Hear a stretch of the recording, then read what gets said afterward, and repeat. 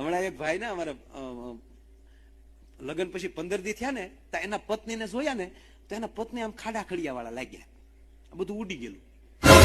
એટલે ઓલે આમ કીધું કે કોણ તમે? એટલે કે હું તમે કોણ? આવું હું મોઢું થઈ ગયું.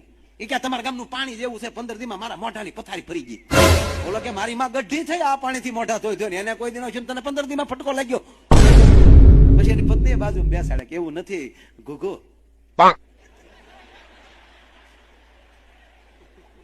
એકચ્યુઅલી તમે મને જોવા આવેલા ને તેથી પણ હું બ્યુટી પાર્લરમાં ગયેલી અને લગ્નમાં તે એકચ્યુઅલી મને તૈયાર કરવા ઘરે આવેલી 3 બહેનો.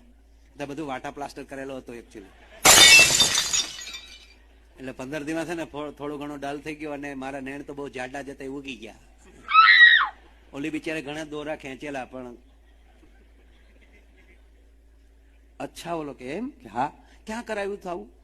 એટલે એને બેને બ્યુટી પાર્લર નું નામ આપ્યું કે બીજા માળે ફલાણી જગ્યાએ.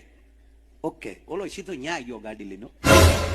બેન ને મળ્યો કે આ તારીખે આ બ્યુટી પાર્લર તમારા પાર્લરમાં આ નામની વ્યક્તિ આવી હતી. ઓલી બેને હા બેન હા ભાઈ હા ઓકે થેન્ક યુ બેન ઇઝ માય વાઇફ.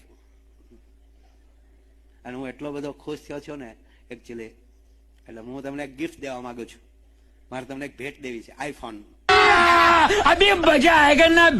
5,000 ના કામમાં 50,000 નો ફોન આઈફોન મળે, કોણ રાજી ન હોય? બેન તો રાજી થઈ ગયા. થેન્ક યુ ભાઈ થેન્ક યુ. બેને બોક્સ લઈ લીધું. બોક્સ દઈને ભાઈ નીચે ઉતરે, હજી ગાડીમાં બેહવા ગયો તો બેને ઉતાવળાથી પેલો કાગળ તોડીને જોવા ગયા કઈ કંપનીનો છે જોઈ લઉં. તે એ બોક્સ જોયું ને તો આઈફોન નું હતું. ખોલ્યું ને તો અંદરથી નોકિયા 3315 નીકળ્યો.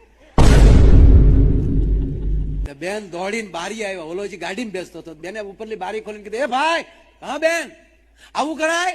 હું ઈ જ કહું બેન આવું કરાય? પણ ભાઈ અમારે તો નોકિયા 3315 નીકળ્યો તો હું ઈ જ કહું બેન તમે તો મોબાઈલ બદલી શકો, અમારે તો કાયમ નું ભટકી ગયું ને.